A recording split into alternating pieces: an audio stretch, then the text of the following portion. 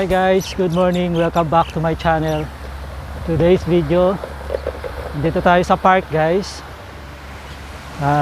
Lumabas ako sa building namin guys kasi parang bigla akong nalungkot. So walang pasok ngayon, ayaw ko namang nakahiga lang. So ayan guys, nasa park tayo ngayon. Guys, malapit lang ako dito sa dito sa park na to. Isa sa mga building dito guys, ayan. Diyan yung building ko, diyan ako nakatira. Kaya anytime na gusto ko lumabas, lalabas ako guys. So ayun nga guys, bigla ako nalungkot. Parang hindi ko alam. Ganun talaga guys pag OFW, yung buhay. Buhay OFW guys. May time na bigla ako nalulungkot. So dala na rin siguro guys ng pagka-miss mo sa family mo, o dala na rin ng pagkabagot, ganun. So ayan guys, magyaw-yawan tayo sa araw na ito. So ipasyal ko kayo guys dito sa park, dito sa malapit lang sa akin. So kamusta na kayo guys? Anong balita sa inyo?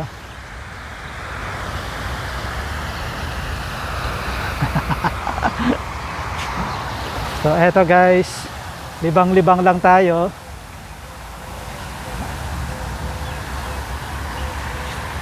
So maraming mga pato rito guys, mga itik. Guys, alam nyo ba ang buhay OFW? Bakit ba OFW ang pag-usapan natin sa araw na ito? Bakit ba buhay? Di guys, kasi bigla akong nalungkot guys, di ko alam kung bakit. Kanina umaga nagising ako, nagkape. Parang parang biglang, parang yung surroundings malungkot, parang parang may something na gusto kong gawin, na gusto kong puntahan, na gusto kong hindi ko alam guys. Basta so nag-decide ako, nagkape ako, kumain, nagpainit ng kakainin. So sabi ko kailangan ko lumabas kasi malungkot nga, nakakabagot. So guys, tingnan nyo to, bridge. Ayan. So punta tayo guys. So ayan guys, may ilaw ito guys pagka gabi. So ayun nga guys, sabi ko bigla ako nalungkot. So ganun talaga yung buhay ng OFW. Minsan masaya, minsan bigla ka malulungkot. Hindi naman kasi ibig sabihin pag nasa abroad ka na, masaya ka na, masaya lahat. Hindi guys, ang buhay OFW talagang yan, tawag dito palakasan ng loob, palakasan ng kalusugan. Kasi guys, ang kalusugan ang puhunan namin dito bilang OFW.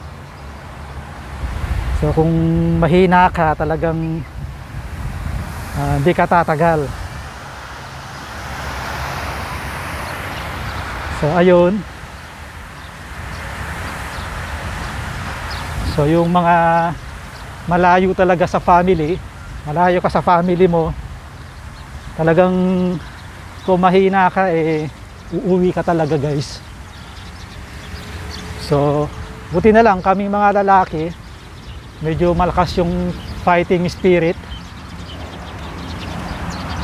So ayun, laban lang.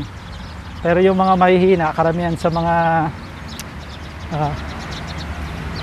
babae guys, syempre nabimiss nila yung anak nila, miss family nila. Talagang minsan iiyak na lang sila, wala na silang magawa kundi magtiis. So ayan. So guys, nandito na tayo sa park. Ikot-ikot lang tayo. So ayan guys. So guys, ikukwento ko sa inyo kung anong year paano ako nakapag-abroad. Dati guys, ayaw ko talaga mag-abroad. Kasi bago ako nag-abroad guys, may trabaho naman ako sa Manila. Nag-Manila muna ako after kung na-stop sa pag-aaral. Hindi ko natapos yung course ko guys. BSED. Third year, first sem lang ako. Hindi ko natapos yun kasi personal problem. Personal problem. So, hindi ko natapos yun since gustong-gusto ko magturo guys. Nag-aaral ako sa Bible College. So, nakatapos ako ng 1 year as anong course yung natapos ko? Church planting course. So, marami kaming napuntahang iba't ibang lugar para magturo sa bata ng Christian education, magturo ng salita ng Diyos. So, ilang taon ba ako naging missionary? More or less 5 years ata guys. So, ayun. So, nakita ko yung sarili ko guys, parang hindi ako nag-fit sa isang lugar. I mean, as a missionary, gusto ko yung nag-outreach talaga kami, pumupunta kami sa ibang lugar, gano'n. Yun ang gusto ko talaga. So, nadestino ako sa Ilocos ng mga ilang taon. So, since yung guys, maingay, ay naglilinis kasi. Since yung gusto ko, pupunta kami sa mga iba't ibang lugar, sa mga liblib, magturo ng bata, Christian education. Kasi nga, BSED ako, so kahit di ko natapos yun, sa pamamagitan man lang ng pagtuturo ng salita ng Diyos, pag-share ng mga Christian values, Christian faith, o salita ng Diyos na galing sa Biblia. So may pagpapatuloy ko yung pagtuturo ko guys. Pero hindi pa rin ako nagtagumpay. I mean, hindi pa rin ako tumagal doon. So hindi naman pwedeng maging tambay ako. Ginawa ko guys, pumunta na ako ng Manila. Guys, medyo layo tayo. Guys, lumayo tayo doon kasi may naglilinis ng, parang may nagba-vacuum, maingay. So ayun nga guys, kwento ko sa inyo kung paano ako nakapag-abroad. So tuloy ko guys, nung di nga ako nag-succeed sa pagiging missionary as a as a missionary, kasi yung gusto ko talaga, nag-outreach kami guys, pupunta sa mga liblib na lugar, magtuturo sa mga bata, tutulong sa mga matatanda, mga ganun. So nadestino ako sa Ilocos. Tapos after nun, nailipat ako sa Isabela. So tumagal na ako dun. So ayun, so hindi nga ako nag-succeed. So ginawa ko, pumunta ako ng Manila. Nagtrabaho ako guys ng more or less more than 5 years, 7 years, mga ganun. So doon guys, nagtrabaho. Mahirap ang trabaho sa Manila guys, kasi every 6 months, pagkatapos ko sa isang kontrata, mag-ano ka na naman, maghanap ka na naman ng ibang ma-applyan. So ganun guys. So nagtrabaho ko sa mall guys as a sales clerk. Direct lagi akong direct. So halos lahat ng malls sa Manila napasukan ko guys, maliban sa Evergotesco. Di ko napasukan yun guys, di ko alam kung bakit. Pero yung SM, Robinson, Pure Gold, Rustans, so Big R is a Robinson. So ano pa mga yan guys. So nadestino ako sa SM Manila, SM saan pa? SM Makati, yan sa Glorieta. Tapos sa Robinson sa Eastwood, Robinson sa Rotonda, EDSA Rotonda sa may Pasay. Tapos sa may Harrison sa Manila. Anong mall yun? Robinson Sata. Tapos sa Pure Gold sa Makati. Saan pa? sa Novaliches. So guys, tumagal din ako sa Manila kasi mula high school ako, nagma-Manila na rin ako. So ayun, naikot ko na rin ang buong Manila guys. Tambay din ako dun. So after noon, habang tumatanda tayo I mean guys, habang nagkakaroon tayo ng age, kasi 6 months lang eh. So ang dami nating kompetensya sa pag-apply kasi sa Pilipinas, nako, ang paghahanap ng ang age requirements dun eh mula 18 hanggang 25, parang ganun. So nung nag 26 na ako, parang hirap na ako kasi hindi naman ako nare-regular. So nag-decide akong mag-agency, mag-apply guys ng trabaho sa abroad. So ang nangyari guys, kung maalala nyo yung Asian Games sa Doha, sa Qatar. So ayun, nakuha ako dun bilang, ano ba yung in-applyan ko dun? Yung magse-serve kami ng mga ano, hindi naman waiter guys, magse-serve kami ng pagkain sa mga staff. So nag-medical na ako. Yun lang, hindi ko pa sinadmit yung passport ko kasi talagang hindi ako sigurado, nag-aalanganin ako guys. So ayun, so after na ma-process na yung mga ano namin, bigla akong nag-back out.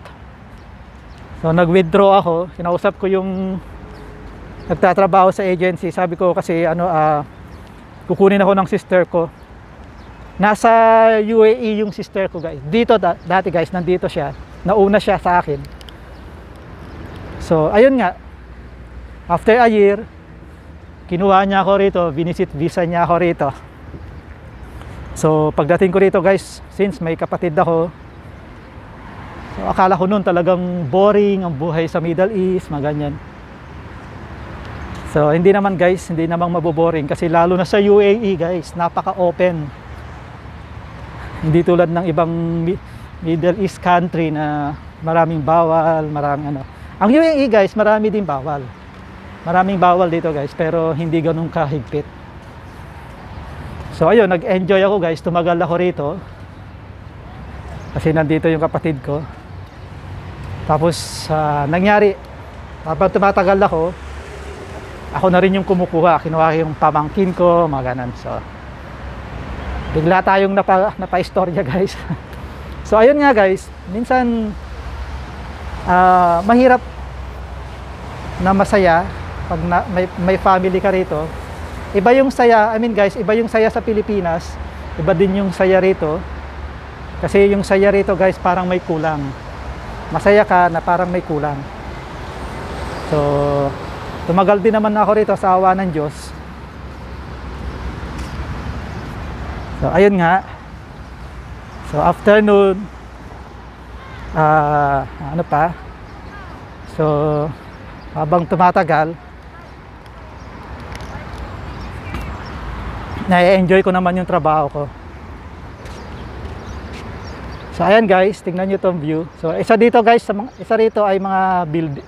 Isa rito sa building na ito ay building ko. I mean tirahan ko guys. So ayan. So wala na yung fountain, pinatay na nila.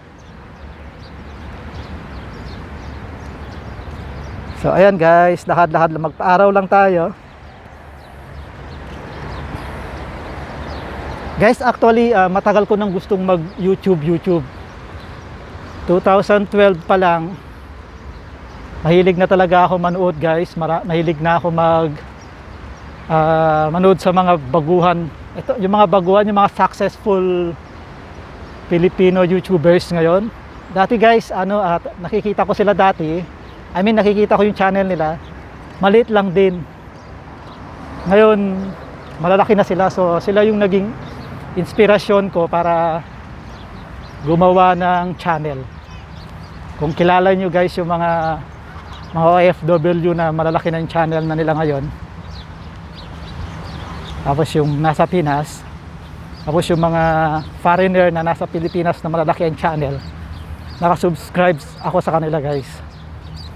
So ayun. So 2014 yung unang account ko guys, 2012. Pero account lang yun guys para makapanood ako sa kanila, makapag-comments ako, ganun.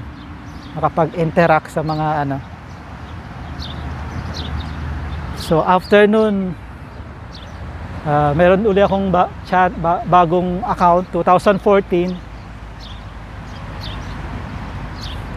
Ayun, tapos eto na, pangatlong account ko ay eto, 2020 nung September. So nag-decide na ako guys na gagawa ng sarili kong channel para naman mai-documents ko yung mga lugar na pinupuntahan ko. So ayun guys. So yaw-yawan lang tayo guys sa araw na ito. Kamustahan. Sisimulan ko yung yaw-yawan sa aking sarili. Sa susunod na yaw-yawan natin guys, kasali na kayo. Kichismis ko kayo. So ayan guys. So ayan, meron na kayong konting idea sa akin, sa aking buhay. So medyo nalibang ako guys sa paglabas ng sama ng loob. I mean guys, medyo nalibang ako sa lalabas ko ng aking istorya. So guys, nandito pa rin tayo around sa park na ito. Ayan, nandito pa rin tayo guys, ikot-ikot lang ako. So nasa 17 minutes na tayo guys. So ayan. Guys, please don't forget to support my channel. Please subscribe guys, and click the notification para updated kayo lagi sa aking mga videos, upcoming videos. So ayan guys, hanggang 20 minutes lang tayo kasi masyadong malaki pagka ano. Di ko alam guys kung pwede yung sa pag-upload ba guys ng ano, sa mga pag-upload ba ng videos, talagang ano lang, kasi may nagsabi sa akin maximum 15 minutes. Meron naman na akong in-upload na more than 20 minutes. 20 minutes. So okay naman siya. So guys, ayan. So medyo na-relief tayo ng konti sa nararamdaman kong lungkot kanina. Nasa kwarto ako. Paglabas ko, nakalanghap ako ng fresh air. Naarawan ako. So medyo na-relief yung feeling ko na para akong nalulungkot na di ko maintindihan. So ayan guys. Ikot-ikot lang tayo. Guys, maganda rin dito pag gabi. Maraming ilaw, maraming ano. Friday, Saturday talagang maraming tao rito guys. So ayan guys. So guys, maraming salamat. Sabi ko nga guys, please subscribe to my channel. So ayan guys, kita-kita tayo uli sa susunod na aking videos. Guys, kung gusto nyong magpa shout out, please comment. Lagay nyo yung pangalan nyo sa comment section at babasahin ko, shout out ko kayo sa mga taga Abu Dhabi, taga Pilipinas at iba pang parte ng mundo. Okay guys. So guys, maraming salamat. So yung ang lagi kong sinasabi guys, anumang sitwasyon meron tayo sa buhay, lagi lang tayo guys manalangin. Maging malapit tayo sa Diyos. Wala tayong ibang tatakbuhan, wala tayong ibang susumbungan kundi ang Diyos. At maging positive lang din tayo. So okay guys, always pray to God, think positive and be happy.